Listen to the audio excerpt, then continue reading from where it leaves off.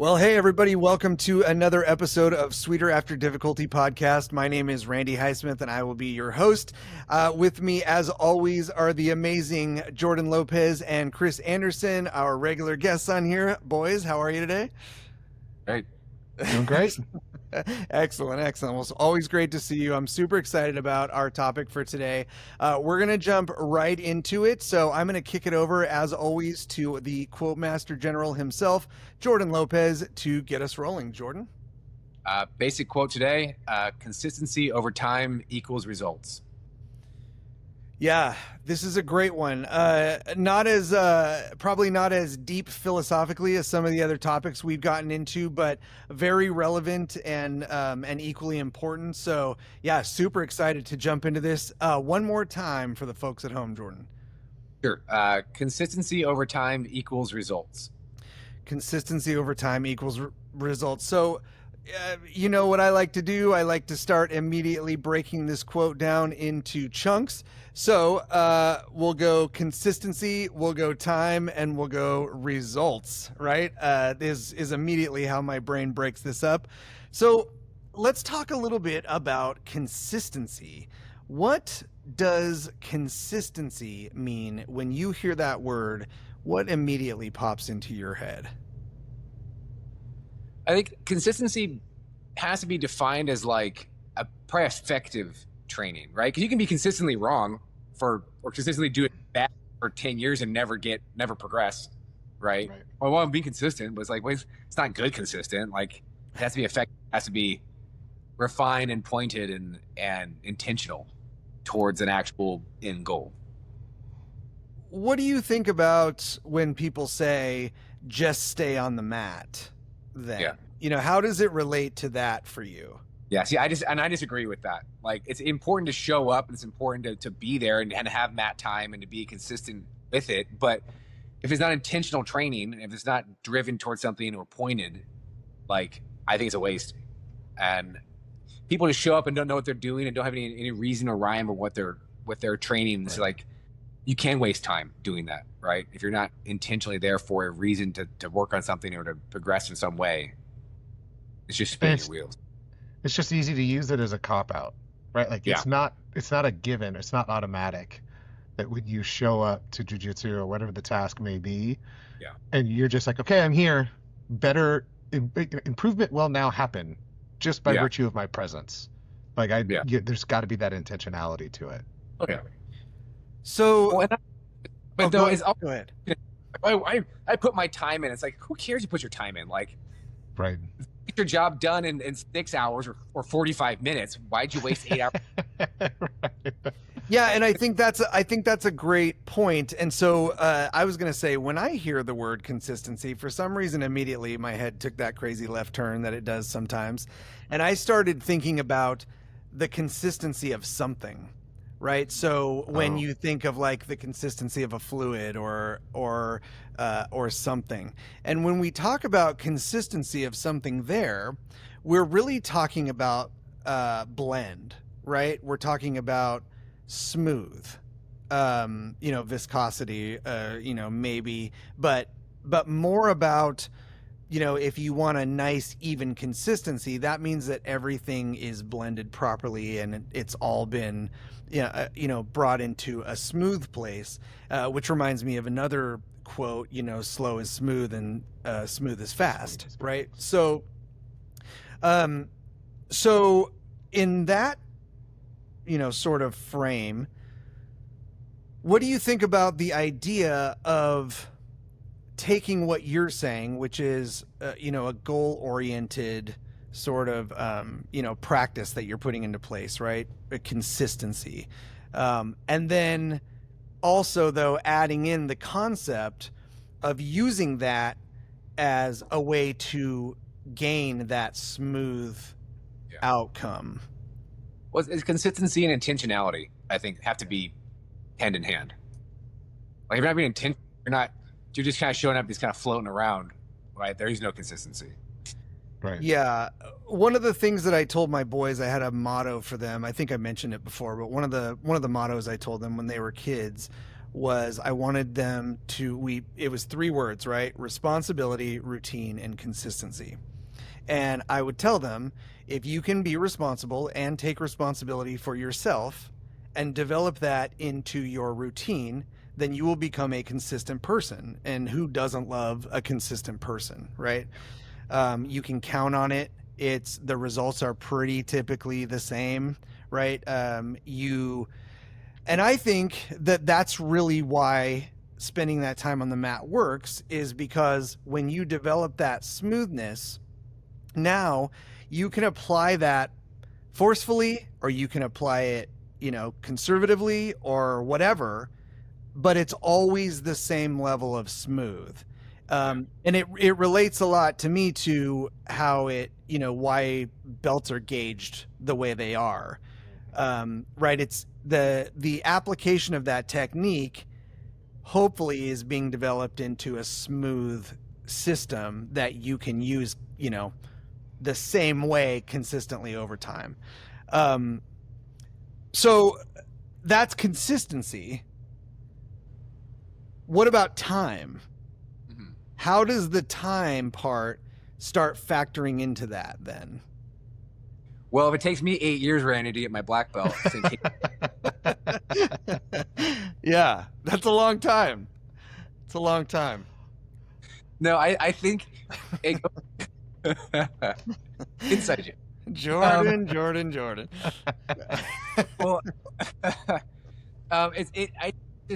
it goes back to how intentional are you with your time, right? And who's guiding you, and how, like, if it takes somebody a certain amount of time, like, then if you're working with somebody else and you're being intentional with them, it should take them less time, because they're learning from you and they're benefiting from your skill and your advancement. And like, and the interesting thing is too, even now, like, I've worked with both of you in training. Like, Randy, I was a purple belt when we first started training, and Chris, I think a blue belt. I think you were like a 2 or 3 stripe blue belt, but yeah, on your way.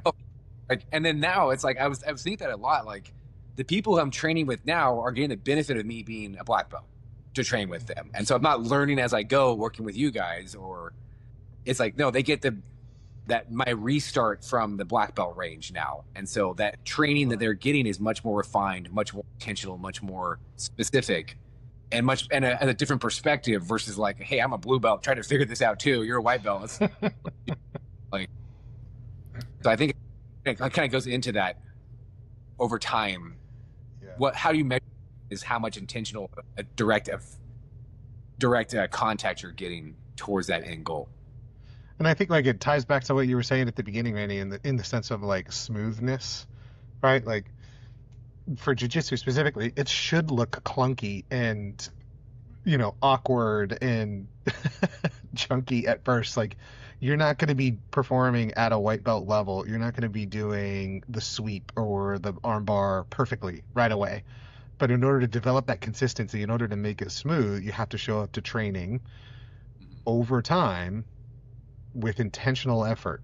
Like, it's all 3 of those things before you even get close to like, hey, now all of a sudden the John Wayne sweep looks smooth. And then you're going to have people that are going to be like, I've been doing this for 15 years and this is the one sweep that I've never worked on. And guess what? Even if they're a black belt, it'll look clunky, maybe like 1 or 2 times. And then they're going to get it right away because they've got that like history and legacy of jiu-jitsu skill in it. But I think I might have lied. I think we're going to get a little deep philosophically on this second word, because as you started talking, I was like, oh, something just like popped up in my brain. I was like, this is gonna be something else. But if we think of the word time and we just separate it out completely from the rest of the quote, like just time as a concept, and certainly the way that it's been explored philosophically over, the course of human history, time is a construct, right? It's something that we have developed to mark how certain things pass, right? It's a way of us to mark and keep track of things. Mm-hmm. When we think of time as part of that formula, as really like, it doesn't, what's interesting, right, is it doesn't say consistency at 50% and time at 50% or consistency at 80% and time at 20% will get you success, right? It doesn't give us the measurements for it. It just says that those two things together, right, will equal success. But how many stories have you heard about people who started down a path and had a massive derailing, or and completely went away from it, or dipped their toe into it and came to one class a week for a year, or whatever, right? Whatever, not even jujitsu related, but just like in general, in terms of the things that we apply our energy towards, and the allocation that we make, if we're using, time as I said, as a marking the passage of, why is time so important? And I guess we know we can be intentional with consistency, right? That comes from aiming ourselves at a specific action or a set of actions or whatever, in that we believe are road marks or signposts on the path of our journey. But why is time important in this equation? And if you were to say, and I'd love to hear from both of you your perspectives on this, but if you were to say, what is that percentage, right? If there's 100% for you, what is the percentage of consistency? What is the percentage of time? How do you decide how to allocate and how to prioritize? I think for time, and I'm seeing this more and more now, I think the time has to be and it's almost all of this has to be is intentional, right? Like if I'm working with somebody, say like a new blue belt, like, and we're spending every class together training and drilling together and working 2 rounds a day together working. And it's like, their progression is going to be completely different than somebody who just kind of floats in randomly, even if they show up 5 days a week, right? If they're not getting that one-on-one time, their growth and their trajectory is going to be completely different. And it's all about that being intentional with that person. And it's a two-sided coin, right? My training partner has to show up and they have to be there. They have to be open to me and trust me to guide their journey, right? Put my hand on their back and to push them through this journey.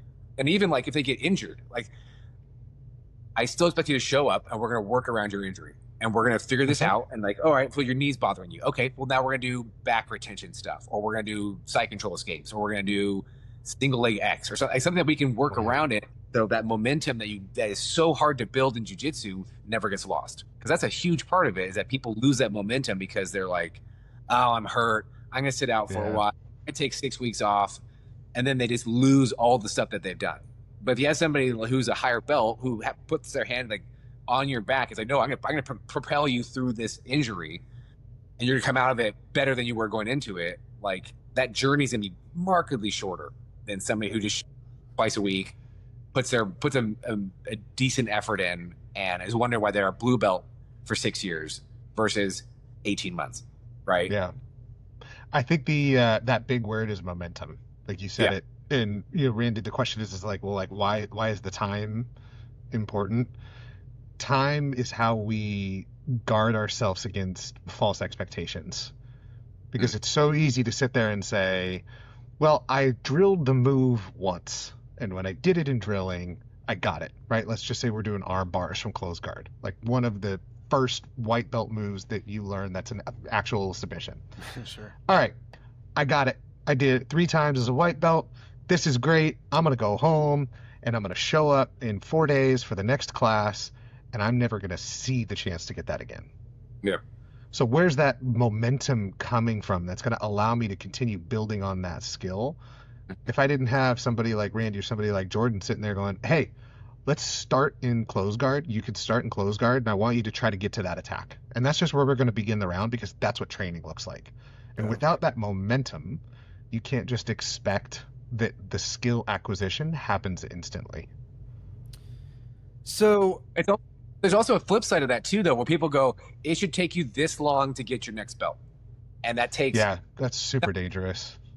That doesn't take into account training 6 days a week or doing multiple a day, and it's like the metric is just of time is such a generic thing that maybe applies to a majority of people, but what if there's an outlier case and we're just going to say, nope, sorry, this is the time it takes to get this next level? It's like, well, and then again, it can go back to time as your guardrail against expectation. If an instructor or an owner has an expectation that time is the proxy for skill acquisition, then time is the first thing that they're going to look at when they're evaluating whether or not you know how to do that arm bar. On the other side, are we measuring time or are we measuring skill acquisition? Sometimes it can take a certain amount of time to acquire a skill, but we're not measuring that. The time isn't the core idea that we need to see proficiency in. We need to see proficiency in the skill. If that takes you 2 weeks and it takes me 2 years, so be it. Yeah. That's why you have to show up consistently in order to acquire that skill. Yeah, but using that time as a metric, though, oftentimes is incredibly lazy. And if that's the only thing you're looking at. Yeah. Right. I agree. You have to look at the whole picture, which is why that skill acquisition piece, that's what we're measuring in jiu-jitsu. Yeah. All of these other pieces play a part. You have to show up consistently in order to acquire the skill. You have to suffer through failure in order to acquire the skill. You have to test yourself frequently to determine whether or not your skill that you're aiming to acquire is actually there or not. Mm-hmm. In all of those cases, each of those things takes time. For some people, it's just a different amount. So let's talk then. Maybe, and it could be interesting, right? But maybe we should have actually started with success, because how do you measure success, right? What is success actually mean? If you're trying to take a measure of consistency and apply it to a measure of time to achieve that goal, you probably want to make sure that goal or that definition of success is super specific in your mind, right? Because otherwise, how do you know? And I think that's probably the reason why a lot of people flounder in life for any reason, when there's unspecified goals or goals that are specified but not granular and specific enough. And then you constantly are wondering, am I spending my time on the right thing? Am I working on the right thing? Am I doing the right thing? I mean, I have roles with people, to bring it back to jiu-jitsu. I have roles with people all the time, where they get done like a white belt and they'll say, okay, what do I need to work on? And it's not condescending for me to say everything, right? Because that really is what you need to work on at that level, right? Your level of consistency is still fairly chunky, right? It's still real chunky and not really blended and not really smooth. It's, it's forceful and it's aggressive and it's desperate and it's panicky and it's, and it's messy and dirty. So without assigning it to a specific goal, let's keep it conceptual. What does success mean? And this is obviously a personal perspective. What does success mean? Yeah. I think also though too, before we move to that, I think the worst thing you can say to that person is be like, oh, just keep showing up. You know what I mean? If you can't give specifics, you can't give them good information. Yeah. Just tell them up is a horrible. Saying and as someone who has received that quote from both of you, I was lucky enough to know it in the context that you gave it, which is I would sit there after getting smashed by you guys and go, all right, what do I need to work on? You're like, you just need to work on everything. And I know what you're telling me is not I need to get better globally tomorrow. You're saying that where you want to go is getting better at everything. And then inevitably the very next thing would say, okay, in order to begin, I want you to start from close guard, or I want you to focus on side control pressure. For your next 10 rounds, start everything top side control and try to build so yes, get better at everything, but don't confuse it with you're going to get better tomorrow. Yeah. I think a big part of it too is in measuring success and to keep going back to jiu-jitsu because it's an easy thing for all to talk about. The belt system is very effective to measure success in a move. Like if I can hit it on a white belt, can I hit it on a blue belt? And then a blue belt to a purple belt to brown, brown to black. And it's one of those things, it's like once you start, and as you progress through the sport, if you can catch a black belt with something, you're probably refine that move down to a high success rate, right? And then you start realizing that, oh, I have lots of moves I can catch black belts with. So I'm getting close to that level now because my game is catching this, that higher echelon of people. I'm consistently catching them now. I was going to say, we probably should clarify, not, oh, okay, you caught a blue belt, but you're consistently catching blue belts with that, right? So, yeah, totally.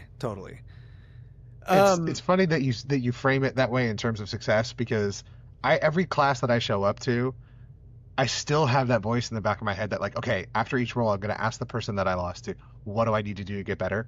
And I already know the answer is still everything. But it's like, as a purple belt, like there's going to be a move. Like I feel like, okay, saying that like I can hit loop chokes really consistently on a good number of belt ranges. And it's like my one go-to, and certainly it becomes a fallback. But at the end of the round, I'm like, okay, no, but I still need to get better at everything. Like, where else do I need to develop my skills? So success for me, it's like, okay, I know I've got a thing that I can fall back on in certain attacks. Like the loop choke is the one that I can fall back on in certain areas.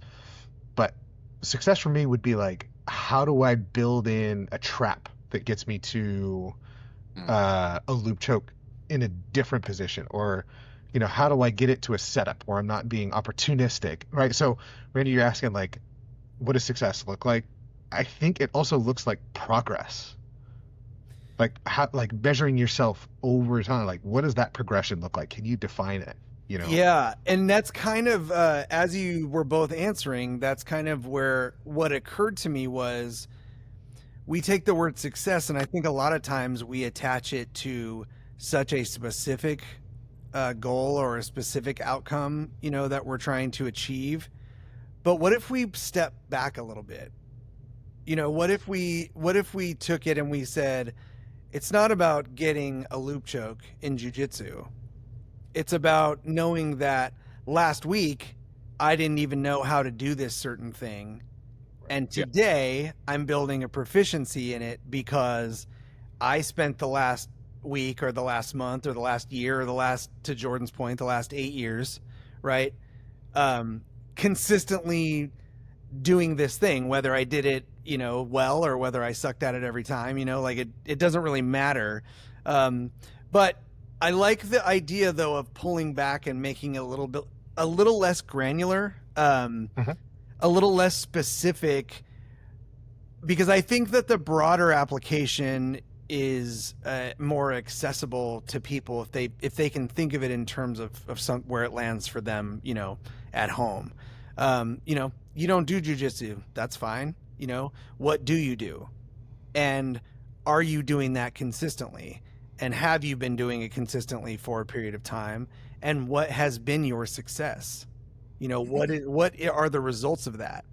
And I think it's important to define those, because ultimately the adjustments that we make, they have to be made based off of the data that comes from applying that formula, right? It has to be, otherwise we're just shooting in the dark.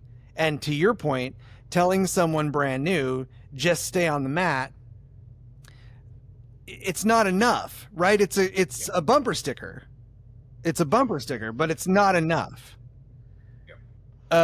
So let's, if we can, let's dial it back. Or not dial back, but maybe just pull back the camera a little bit. Let's not focus so much on one leaf, on one branch, on one tree.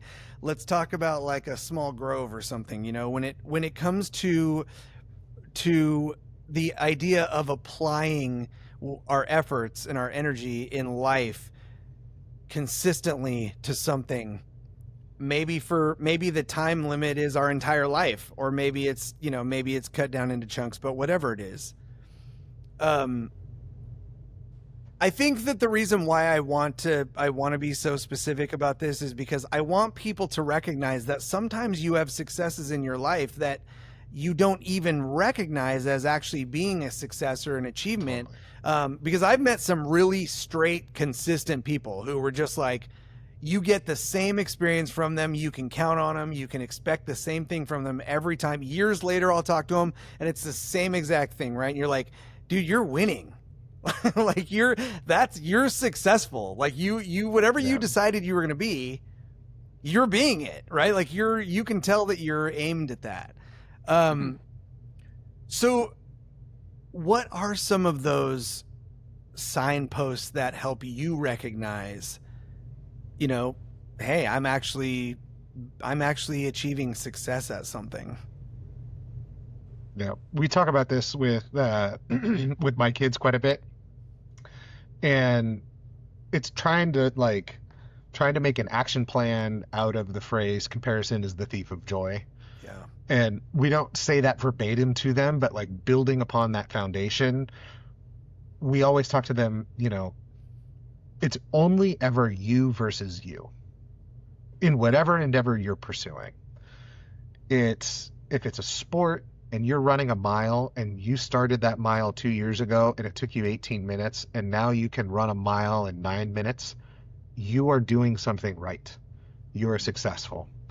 If you have been trying to eat healthy and you don't look like the supermodel that you were trying to look like, even though you've been eating healthy for 2 years, guess what? You're still successful, maybe in a health context. You were able to apply consistent eating habits. You were able to change your diet. Your cholesterol is probably better. Your heart health is probably better. Your overall comorbidities are likely down, right? Like, so as you zoom out, like, don't try to compare your skill or your, you know, the plaques on your wall to the plaques on someone else's wall, because you're not them. It's only ever you versus you. I think that phrase is so fascinating because, and maybe I think we're picking up on a theme for me here that, you know, like I hear certain words and they don't necessarily register, you know, exactly the way that they do for everybody else. But the first time I heard that phrase, comparison is the thief of joy, I immediately thought, okay, so you lost some joy. Like, what's that loss? And really, I think it ties into another phrase, you know, that people say, ignorance is bliss. And both of them sound pretty straightforward on the surface. But if you think about the reason why ignorance is bliss, it's blissful because you have no awareness that there's a better way. Right. Mm-hmm. And it's the same etymology as willful ignorance. Totally. Right.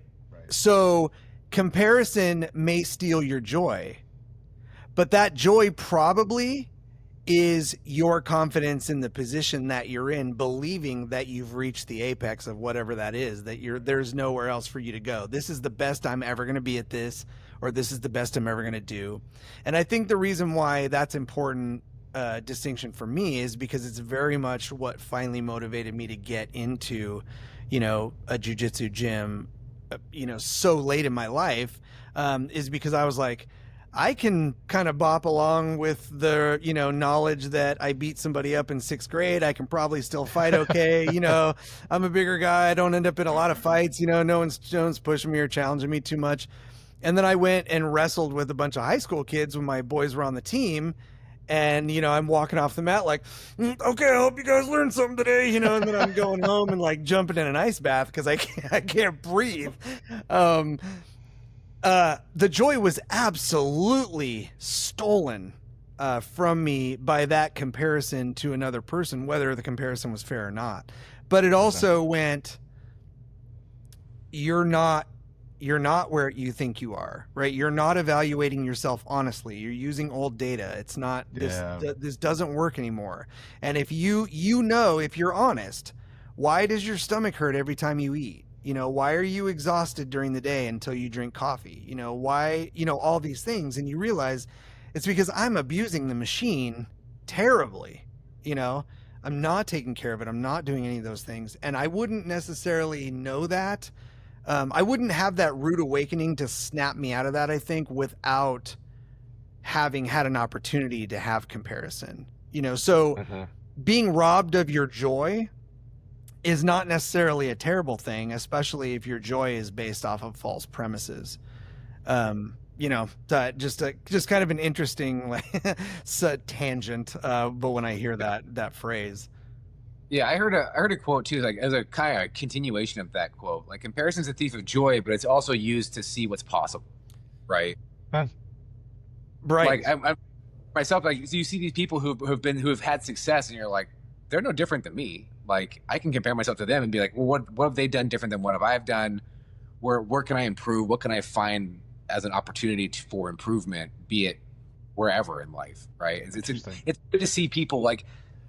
There was a weird thing going on in society nowadays where you're like, you see somebody driving a really cool car, and you're like, oh, that guy probably got that car because of daddy's money, or he stole that from somebody else, and he took advantage of his employees, and he bought that cool car. It's like when I was a kid, it was always like, that's a cool car. I wonder what he did to get that car. I want a car. Right. And having a son who was obsessed with really cool cars, $400,000 Porsche, is like, yes, that's a really cool car. You got to work really hard to get something like that. It might not guarantee to get it, but it's something to aspire to and something to look up towards versus like seeing this as a negative thing all the time. Right. It's about that like mindset, right? Like the growth mindset versus the fixed mindset. If you're going to look at something as an opportunity for growth, improvement, and try to figure out how you can get there versus, nope, that's just the way things are, and I can't ever acquire the skill, or I can't acquire the funds, or I can't acquire the knowledge, or those kids that were wrestling with me in high school are always going to be better, and this is just the way that I am. Well, yeah, it's like victim versus victor mentality, right? Like, oh, I'm just a victim of my circumstance. I was born in a bad thing, blah, blah. I'll never get out. Like, right. Or take responsibility. So the context of comparison is important, right? Because, in some of those definitions that you were talking about, the only way that you're going to be motivated to, spur yourself towards something else would be to see the possibilities. Comparison being a thief of joy, I think contextually would be a bad thing if you are totally content with your life and then you look over and see something else and it causes you not to be content with your life. Again, I guess contextually that could not necessarily be a bad thing either, right? Like depending on your life, right? Totally. Well, like I can sit there and look at like, Andre Galvao or Gordon Ryan and be like, oh, I'm going to quit jiu-jitsu. I'm never going to be those guys. Right. Or I could look at it and be like, those are two of the best to ever do it. What is something that I can learn from how they approach the game? Or what is something that I can learn from how they practice or how they show up? And then you get back to the original premise, the original quote. It's like, God, I wonder how consistent they've been for how long. Yeah. Right. Like Galvao and Gordon Ryan training for 60 plus years between the two of them. I mean, and what does that training look like? The level of intentionality, the number of times. Right? So it's a totally different mindset shift to sit there and go, well, I quit. I'm never going to be that good. Or like, what can I take from their path to help myself grow? Mm-hmm. Yeah, it's a choice on how you want to learn that lesson and how you want to apply it, right? Yeah, interesting.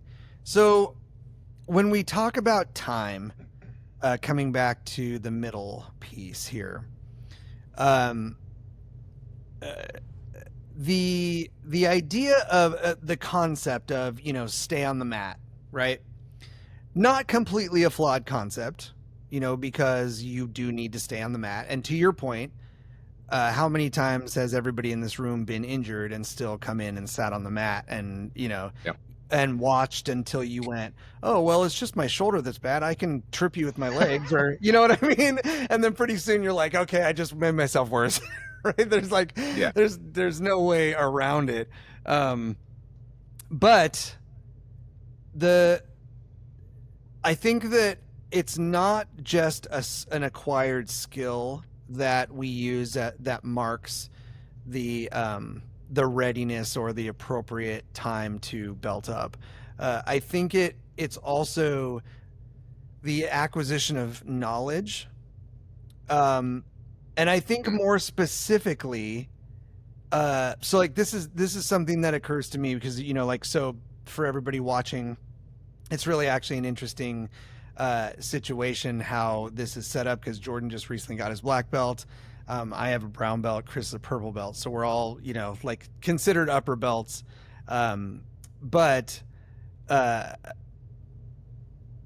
you know, when I'm thinking about like working with Jimmy, you know, and we're talking now about what are those adjustments, what are those steps that, you know, Jimmy is looking for in what he would consider to be a black belt. You know, he's so great about taking time to thoughtfully evaluate my game, but also my situation in life, and you know, my everything. Like he's really good about taking all that into consideration. So helping Jimmy teach on Saturdays has been a huge boost for my game and for my level of knowledge, because Jimmy, what he expects of a teacher is, I'm going to be able to explain the movement to you. I'm going to be able to explain to you why you want to move this way. I'm going to explain to you why you don't want to move another way, or what the dangers might be in moving that way. And then I'm going to explain to you also what your opponent would be doing, what they might be doing, the possibilities that they might be doing, and why this one thing that I'm having you do specifically will mitigate all those things, right? There's levels to this shit. Yeah. Right? And so me thinking about, you know, black belt as an end of a road is really like that. If that was your measure of success, you're completely aimed at the wrong thing, because that's not the kind of lesson. Too low. Yeah, jiu-jitsu does not teach you lessons like that, right? It's a constant humbling. But so Jordan, I'm interested, you know, we talk about it a lot, but I'm interested in you sharing a little bit that mentality switch that happened for you, you know, the going through the, you know, the phases of, you know, the, okay, like I thought I was prepared for what this means, but you know, there's a dash of imposter syndrome, and there's a little bit of, did this really happen? And there's a little bit of, now I need to defend this. What is, as you've settled in now, what has that journey been like from a different perspective? Well, in getting it, like I remember the first like probably 3 or 4 weeks after getting my black belt and being like, well, now what? Like I've won jiu-jitsu. Like I've done what less than 0.1% can achieve. Like, and you're kind of sitting there like, but now what? Like, what am I going to do? And for me, it was kind of twofold. Like, I kind of thought to myself, like, well, I remember talking. We have a mutual friend who's a 3rd degree black belt who lives in Chattanooga. His name's Bill Click, and he and I have talked a bunch about getting my black belt. And he's like, now there's no more pressure. Like, now you can do whatever you want to do. Like, you can spend a year or 2 years just doing one thing, and nobody's going to question it because you're a black belt now. And so who cares? And he's just like, and so kind of really like having that for me, kind of had that realization. It's like, well, I'm going to restart, and I'm going to just relearn jiu-jitsu now. And I'm going to do, like, instead of like big gross movements, I'm going to refine the inches of my game and try to find little things that will have big improvements. So like that was a big part of it. And the second part was I've found a couple white belts that I've really started being intentional with investing and being like, all right, I'm going to teach you my game. And one of them is a smaller, and one was a bigger one. And trying to teach a smaller person, like, so I'm 6'3", 217 as a Wednesday, right? And so I can't go to a 5'2", 120-pound blue belt or white belt and be like, be big and strong like me.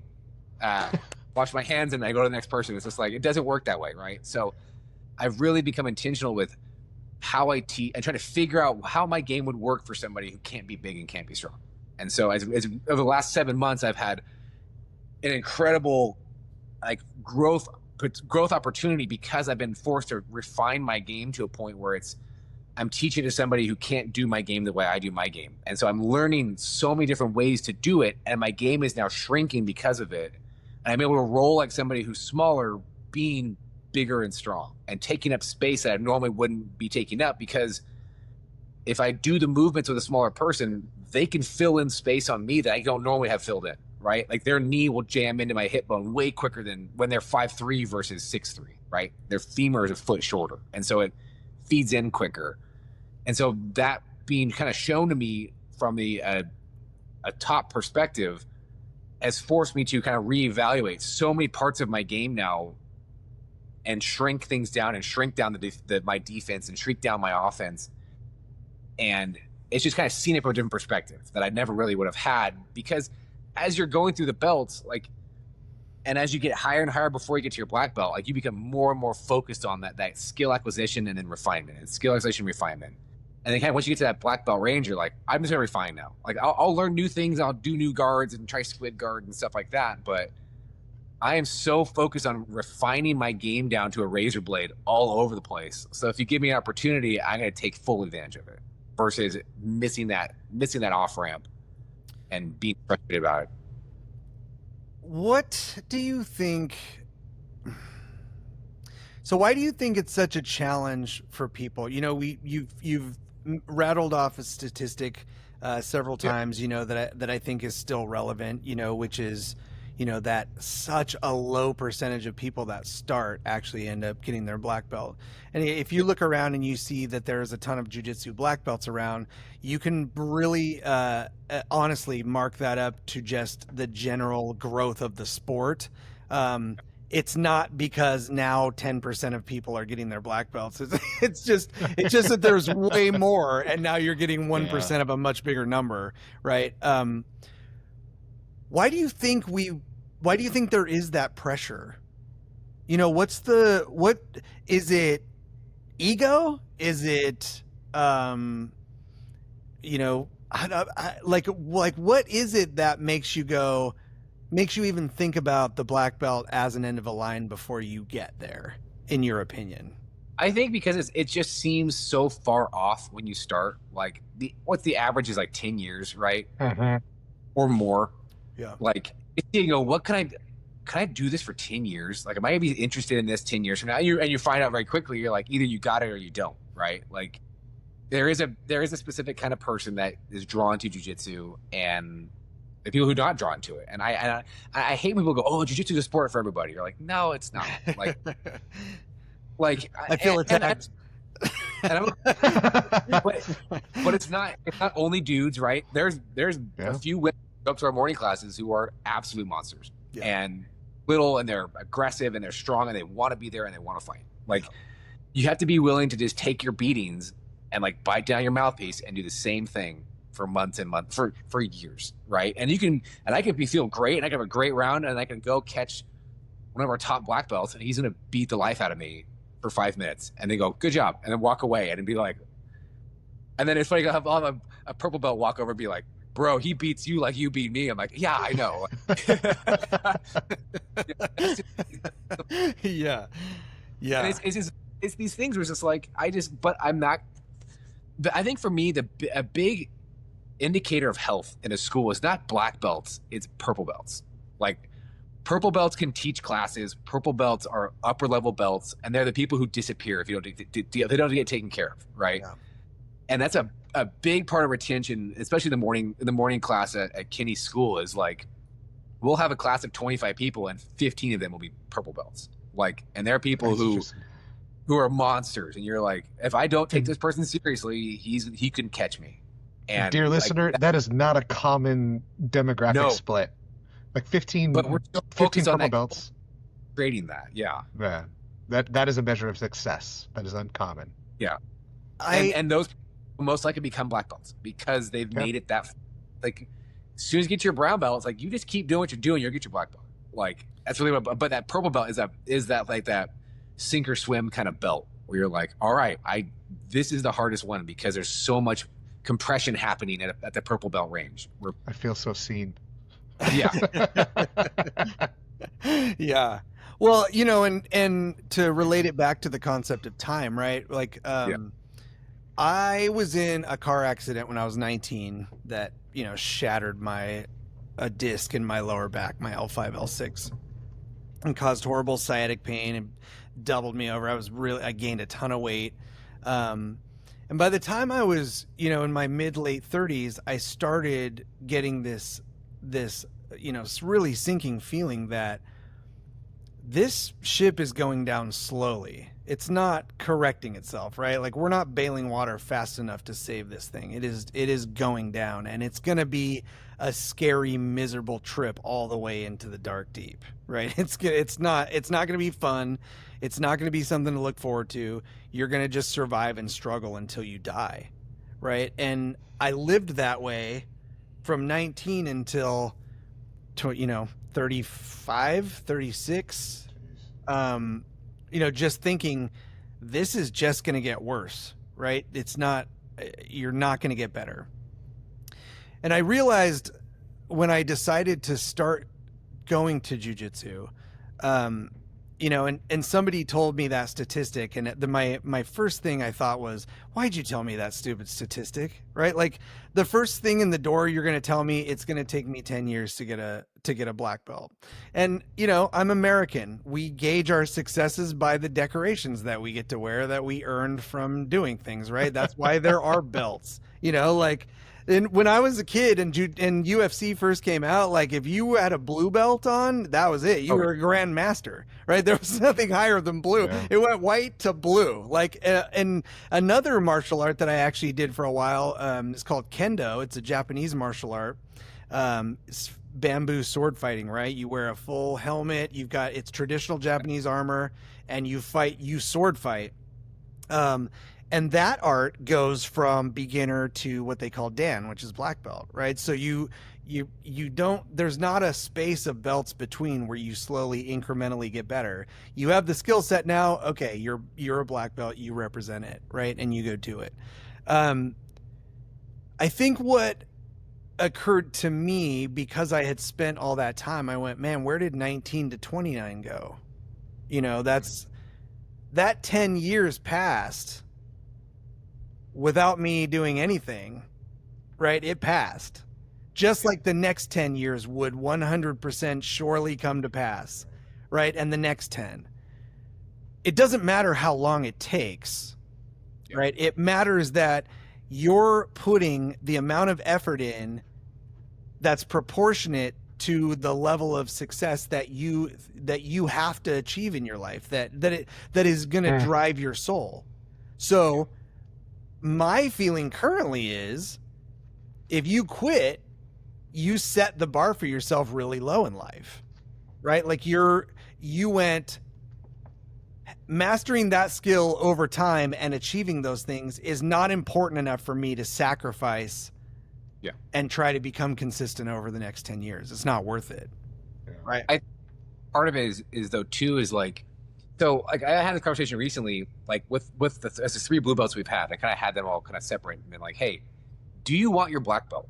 Like, because you've gotten through the hardest belt, really, like you've gone from nothing to something now. And it's like, and you can kind of tell they kind of didn't think about it. Like, I don't know. Like, well, I need you to say it out loud. Like, I need you to kind of verbalize this thing, because I'm buying in. Like, I want you to get your black belt. I want to be here for the whole journey. Like, and the 3 of us have been blessed with somebody like Jimmy, who saw a diamond in the rough with us and was willing to invest, right? Yeah. And I realized that even more now as a black belt with my new fresh crop of blue belts, and being like, I want this for you. Do you want this too? Right. Like, because if you don't, I'm not going to waste my time. Like, but if you, I will give you as much emotional support and direction and guidance as I possibly can. And I will buy in 100%. And if you buy in 100%, then that black belt it's a given. It's just time now.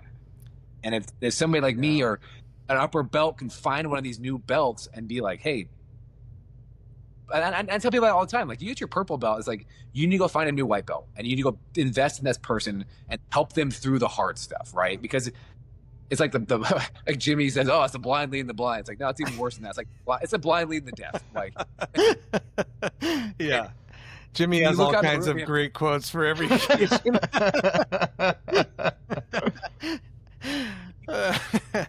So funny. And you have to say it out loud. And once you do, and you agree to it, like, then we're all on the same page now. And then now it's time. And trust what I'm going to do, and I'll get you to that point. But go on. Yeah, I think it's why we don't learn white belts' names, right? It's like No, but honestly, because I used to tell my boys when they were wrestling and or playing any other sports in school, I can come and sit in the stands and scream for you and scream instructions. I can coach your team, but I can't want you to win bad enough that you'll win. Yeah. You have to make that happen, right? Yeah. I can't make a white belt into a black belt. I can only pass along what was passed along to me. And if it's up to them, right? I can't want you to become a black belt bad enough that you're going to. Yeah. I guess I take that back. There is a way for that to happen, and we've all seen it happen, and it's not right. Like I am just opposed to it in every way that I could be. An instructor, I'll get my blue belt, right? Right. Exactly. But I mean, there's lots of reasons why, right? There are a lot of reasons why. And I think we talked a little bit about that with when Tyler Larson was in from Viking Striking. We talked a little bit about it, but you can't want it bad enough for somebody else, which is why the journey has to be your own.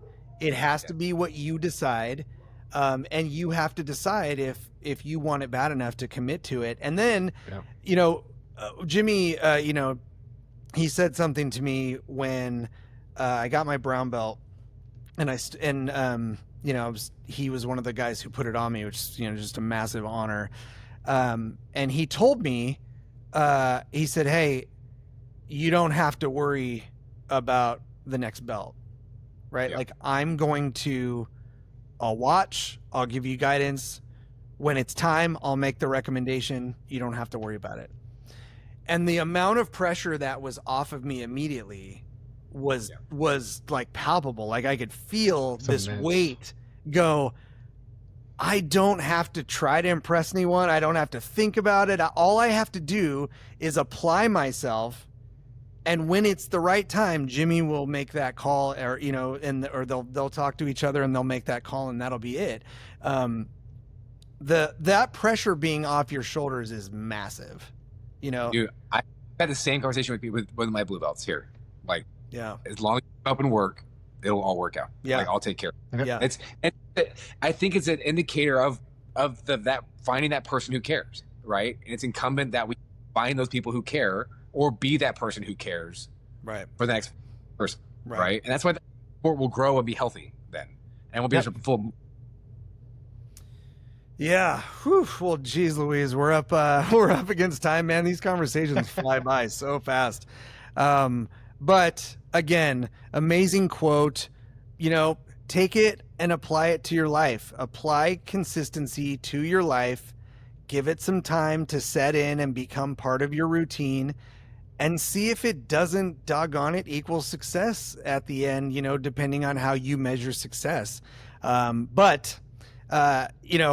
Again, you got to have all those elements, and you have to clearly and honestly define what success means to you. And so I encourage everybody out there to do that. Spend some time with yourself, write down some of your ideas and your goals, think about what it means, and then do yourself a really fun favor. Look back at that. The next time you achieve a level of success or something happens, go back to that and look at your original goals. And I bet that if you consistently applied yourself, you're probably way farther along than you actually even set as a goal for yourself. Because once it starts to smooth out, it doesn't feel like work as much as it does before you get the ball rolling. But again, man, amazing episode. Jordan, Chris, always awesome to get your guys' perspectives and to be able to share. And to everybody out there that's listening, thank you again so much for being here and being part of this from the ground level. Check us out on Spotify. Check us out on Rumble. Please like and share, subscribe, set notifications. It seems really weird, but in this day and age, when you have so much to listen to, those algorithms are really picky about what they put in front of you. And, we're not going to do the thing that people do where they go and start buying followers. We're not going to do that. We're going to march this thing one episode at a time. But until then, go check it out. Follow us. Stay tuned. We've got some more amazing things coming up. And next week, I actually have a really awesome one-on-one interview for our 4th of July show that I can't wait to share with you. A really impacting, it's kind of emotional, but reality check look at some of the things and and ideas that we associate with the word freedom. So until then, thank you guys so much. Have an amazing week, and we will catch you next Friday.